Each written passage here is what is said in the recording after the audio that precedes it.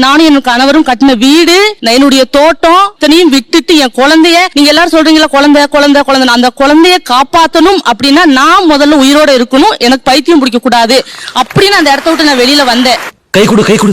எந்த கணவர் என்னுடைய தெய்வமா நினைச்சனோ, எனக்கு இன்னைக்கு உருவம் மாறி இன்னொரு கணவர் இன்னைக்கு என்னை தெய்வம் மாதிரி அவர் பாத்துக்கிறாரு. முதல்ல அவர் கல்யாணம் என்னை பண்ணிக்கிறேன்னு சொல்லும் போதே என் பையன் அவரை கல்யாணம் பண்ணிக்கங்க அப்படின்னு சொன்னதுக்கு அப்புறம் தான் நான் கல்யாணம் பண்ணினேன். சூப்பர். நம்ம ஊர் வந்து சேலம் சார். நம்ம ஊர்ல இருந்து இவங்க ஒரு 4 கிலோமீட்டர் டிஸ்டன்ஸ்ல இருக்காங்க. இவங்களை பார்த்து கல்யாணம் பண்ணிக்கணும் அப்படின்ட்டு வீட்டுல போய் கேக்குறேன் சார். ஓகே. இவங்களுக்கு வந்து விசாரிக்கும் போது 2 பசங்க இருக்காங்க. எப்படி நீ போய் கல்யாணம் பண்ணுவ? யாரு கேட்டா? என் கூட இருக்கிற ஃப்ரெண்ட்ஸ் இருக்கலாம். ஒரு கல்யாணம் பொண்ணு போய் கல்யாணம் பண்ற? என்னோட கூட பிறந்தவங்களே சொன்னாங்க சார். அப்படி கூட்டியாரமா தான் அந்த பொண்ணோட நீ வந்தீங்கன்னா வீட்டுக்குள்ள வரக்கூடாது. உங்க கூட பிறந்தவங்களா? ஆமா. மனுஷங்க போடுறீங்களா? ஏன்டா போடுறீங்க?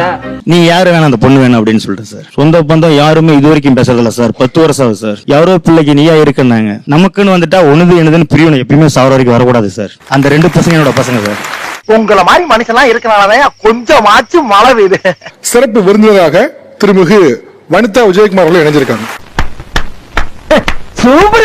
20 years back, 20 வருஷத்துக்கு முன்னாடி எனக்கு நல்லா ஞாபகம் இருக்கு. பர்சனலி எனக்கு வந்து ரொம்ப ஒரு ப்ராப்ளமேட்டிக் மேரேஜ் இருக்கும் போது, நான் விவாகரத்து பண்ணணும்ன்ற ஒரு முடிவுல இருக்கும் போது என்னை யாருமே என் குடும்பத்துல சப்போர்ட் பண்ணல. சொசைட்டி, சினிமா, என்ன பப்ளிசிட்டி ஆகும், ஏன்னா நானும் பிரபலமா இருக்கிறனால எல்லாருக்கும் தெரிய வரும். சோ அது வந்து அசிங்கம், விவாகரத்துக்கே போக கூடாது. எங்க அப்பா சொல்றாரு என்கிட்டயே.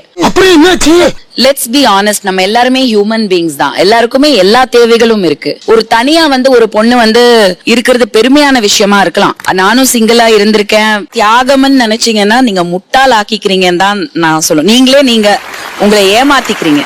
எப்படி சின்ன வயசுல கொஞ்சம் நல்லா தான் இருக்கும். 10 பேர் உங்களை பாப்பாங்க, ரசிப்பாங்க. ஏன்னா அதுவும் நம்ம லேடிஸ் தனியா இருக்கும் போது 100% அட்டென்ஷன் ஜாஸ்தி தான் கிடைக்கும். ஆனா அந்த ஒரு ஸ்டேஜ் வரும் 35க்கு மேல 40 வயசு, கண்டிப்பா ஏஜ்ல வந்து அழகு குறையும், உடம்பு ஹெல்த் ஸ்பாயில் ஆகும். ஒரு துணைங்கிறது வாழ்க்கையில இருக்கிறது ரொம்ப முக்கியம்னு நான் நினைக்கிறேன். அப்படியா? அப்படித்தான். சோ நீங்க சொன்னீங்க உங்க மதர் பத்தி சொன்னீங்க. என்னோட லைஃப்ல அது நடந்திருக்கு. என்னோட மகன் வந்து இன்னைக்கு வரைக்கும் he is different. ஆனா my daughters are very supportive.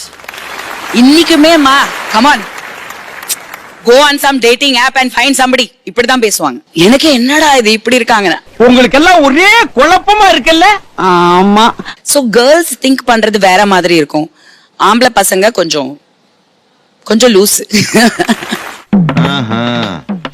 கேட்டுக்க.